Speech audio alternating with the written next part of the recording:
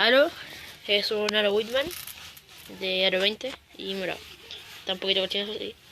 Los rayos, no sé qué marca son. La masa genérica, la arquilla genérica. Forros Enclant. Por ahí tiene la marca. Ahí está. Ahí está. La T, la genérica. Un manubrio cool de 8.5. El marco y un sticker que venía con una bolera que después mostraré en otro video. Una insignia, es un logo representante,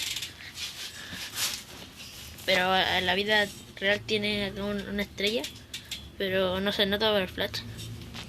Las bielas son genéricas, los pedales eran unos verdes, unos marca Eclipse, pero están para embarrar. El asiento, una barata que me costó como 3 lucas. Unos forros Shadow de trasero. Un Shadow Astrada.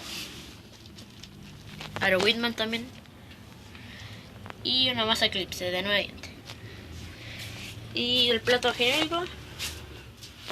Y puño. Los puños son Subrosa. No sé qué modelo. Y la dirección genérica. Y eso. Chao, cabrón.